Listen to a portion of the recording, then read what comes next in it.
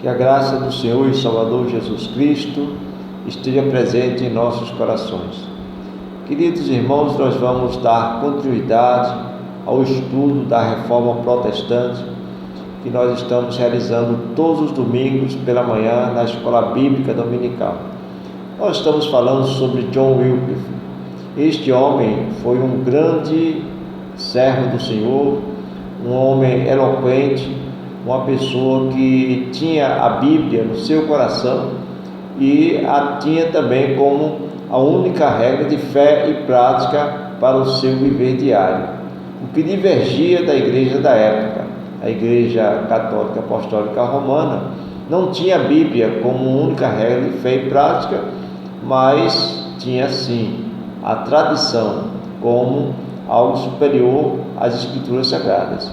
Isso provocou um grande desconforto entre John Wycliffe e a Igreja Romana, de forma que o Papa condenou as suas ideias, uma vez que as ideias de Wycliffe estava pautada, fundamentada no pensamento bíblico, de forma que a Bíblia para John Wycliffe era superior à tradição papal, inclusive aos dogmas da igreja.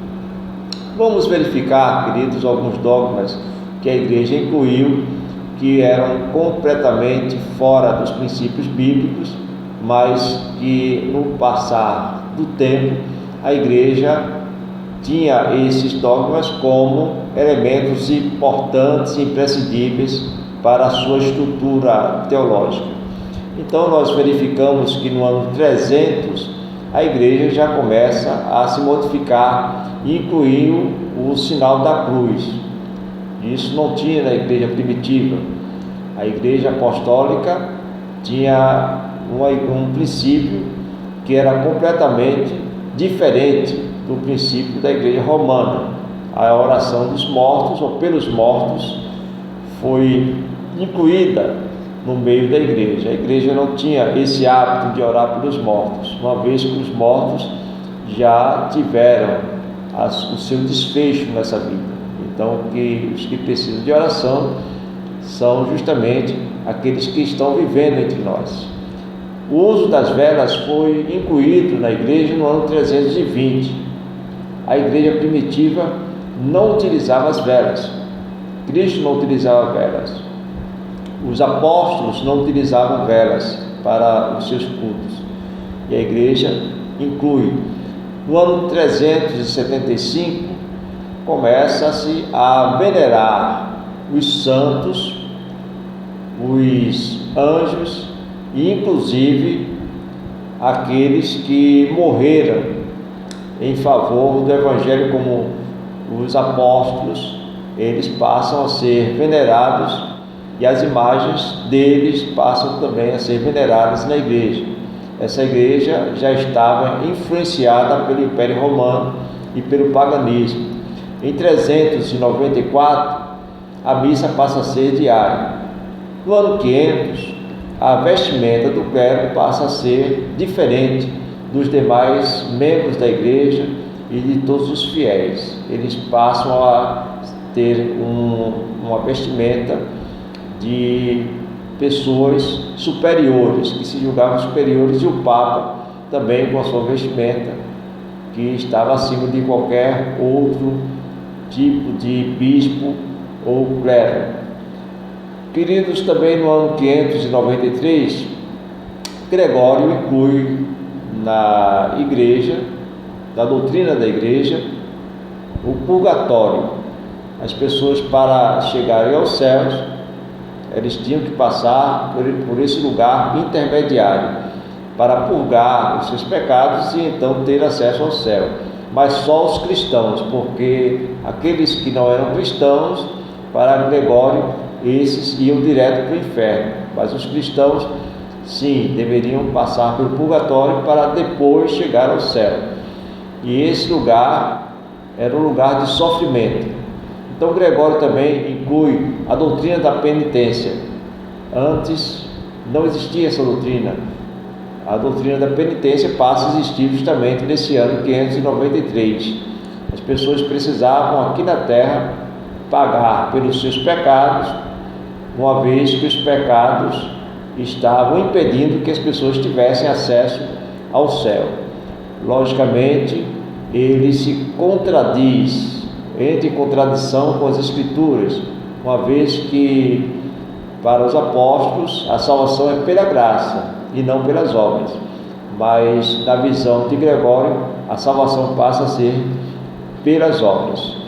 Então, aqui no ano de 600, a missa passa a ser realizada no idioma latim. Mesmo que as pessoas não entendessem, fosse um país de outra região que não entendia o idioma latim, a missa precisava ser transmitida em latim. No ano 607, o papado é instalado. Então, não existia antes Papa. O Papa, ele passa a existir nesse período, uma vez que a Igreja de Roma, sendo ela sede do Império Romano, estando na sede do Império Romano, ela se acha superior às outras igrejas e, logicamente, o seu bispo seria superior aos demais bispos. Então, este deveria ser o Papa. A oração a Maria também passa a existir nesse período, no século VII.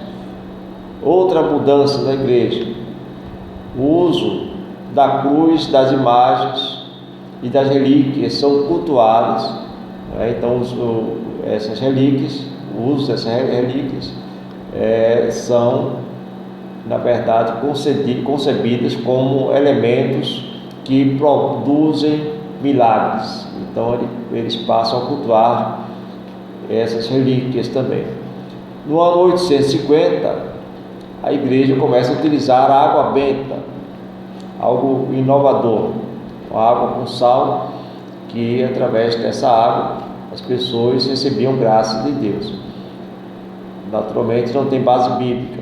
Em 995, então, Papa João XV, ele passa a canonizar pessoas que já morreram como santos, como pessoas que deveriam ser veneradas. Em 1079, o celibato dos sacerdotes passa a ser obrigatório. Então, todo o sacerdote, todo padre, ele deveria se manter completamente isento de relacionamento matrimonial. Então, eles não deveriam ser casados e deveriam ter uma vida integrada e íntegra, exclusiva para a igreja. Em 1090, o terço, que a gente chama o rosário, passa a existir e foi a invenção de Pedro o Ermitão. Então, isso aí não era comum na igreja de Cristo, a igreja primitiva. Cristo não ensinou a rezar terço, e o terço era uma maneira de pagar as penitências, de tirar os seus pecados, purgar os seus pecados aqui na terra. Então, a pessoa, ela acredita que, utilizando o terço, os seus pecados são perdoados. Fato que não existe na Bíblia, porque a palavra de Deus nos diz que, se nós pecarmos, devemos confessar os nossos pecados ao Senhor Jesus Cristo, e Ele, através do nosso arrependimento, nos perdoa de todas as imperfeições, de todos os pecados. Bem, em 1184, a Inquisição começa. Então, muitas pessoas são mortas, porque todos que pensavam de forma diferente da igreja eram chamadas de hereges, e a pena para os hereges poderia chegar a ser pena de morte. Muitos foram queimados em fogueiras, e a Inquisição também perseguia as pessoas que eram acusadas de feitiçaria. Então, isso foi algo terrível para a igreja, que maculou a sua imagem junto à sociedade. Em 1215, entra na igreja a doutrina da transubstanciação, ou seja, eles passam a entender que no momento da ceia ou da Eucaristia, o pão e o vinho passam a se tornar corpo, ou se transformam em corpo e sangue do Senhor Jesus Cristo. Então os elementos eles são transformados em uma ação miraculosa.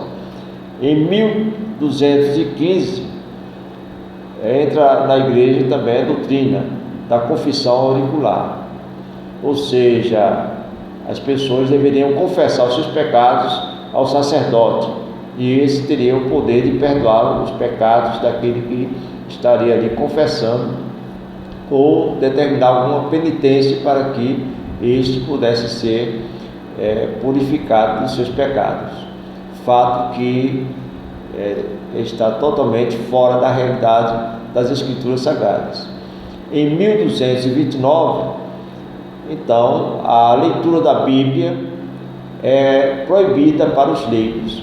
Então, ninguém que não tivesse o curso de teologia, ou que fizesse, se alguém não fizesse parte do clero, não poderia ler as Escrituras, porque se tivesse acesso à Bíblia, poderia ser condenado, e certamente poderia até inclusive morrer, perder a sua vida, só pelo fato de ler as Escrituras. Então a Bíblia fica proibida de ser não apenas editada, não apenas traduzida, mas inclusive é uma proibição da leitura da palavra de Deus.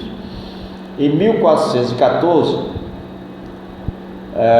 o vinho passa a ser proibido, né? Então o povo não podia tomar o vinho na ceia, apenas o pão. A igreja primitiva tomava o pão, comia o pão e tomava o vinho, que corresponde simbolicamente ao corpo e o sangue de Cristo. E em 1508, então, se cria a reza da Ave Maria. Então, John Wycliffe, ele começa a se opor a todos esses dogmas, uma vez que ele entende que só a Bíblia é a verdadeira autoridade, não o Papa, não a Igreja.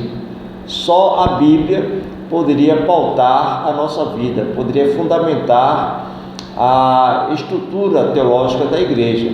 Então ele exclui qualquer tipo de pensamento diferente da Bíblia, e ele passa a ser perseguido pelo Papa e pelos líderes da Igreja que condenam as suas ideias, e ele é taxado de herege.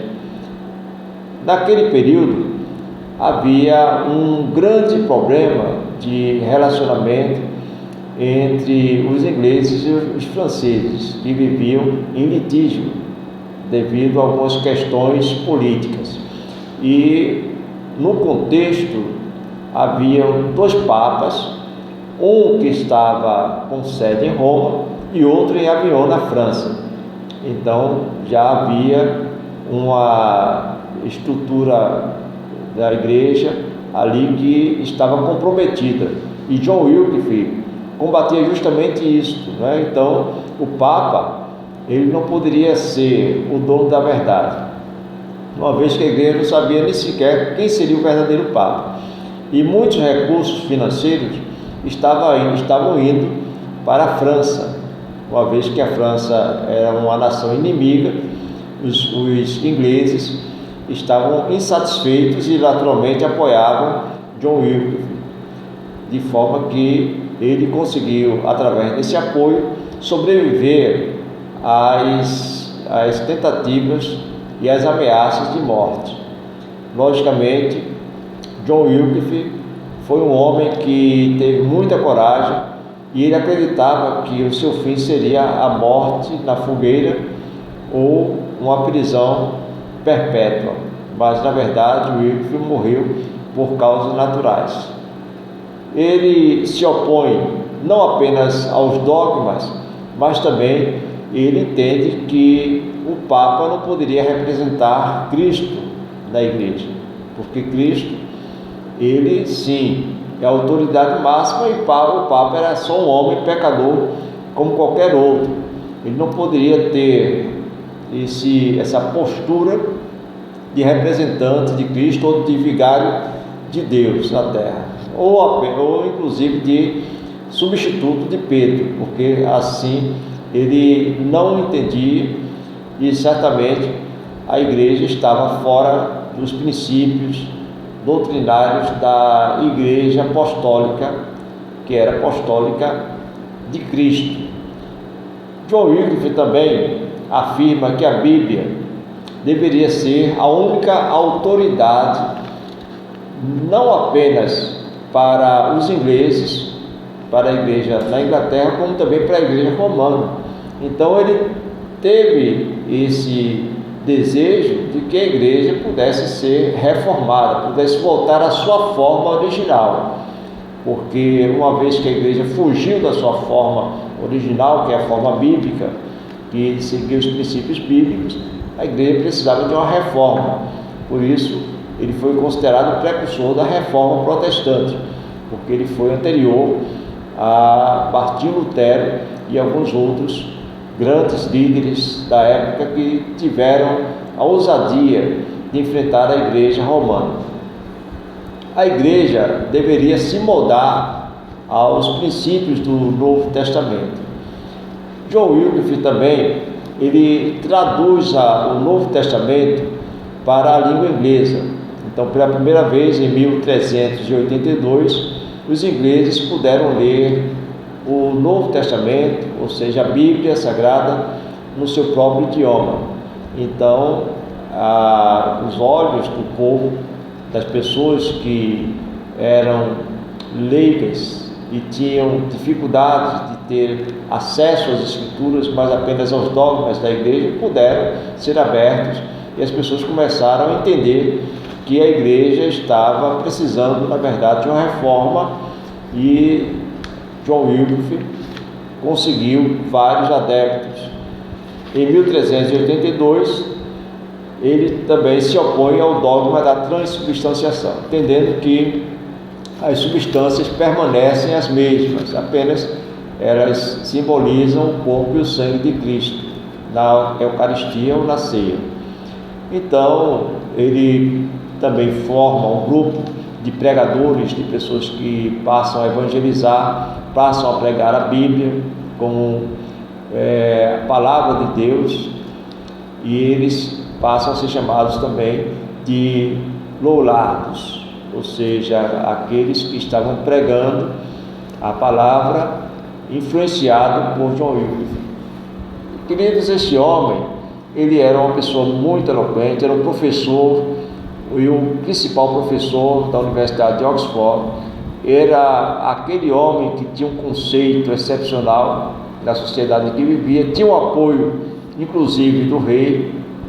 Ele era aquele mentor espiritual do líder, do governador, do rei da Inglaterra na época.